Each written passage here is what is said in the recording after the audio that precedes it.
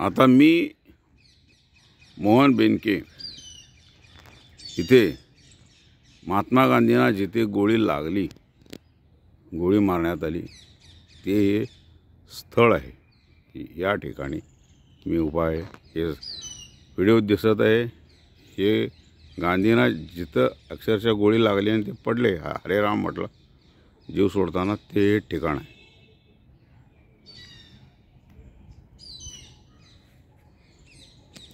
हा साईडचा सुंदर परिसर केलेला आहे, हिरवळ वगैरे लावून गार्डन केल्यासारखं।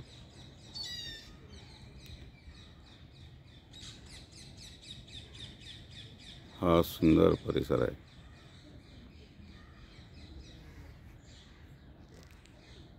हे महात्मा गांधी या त्यांच्या गोळी लागलेल्या स्थळासमोरच त्यांचा बरोबर फोटो लावण्यात आलेला आहे।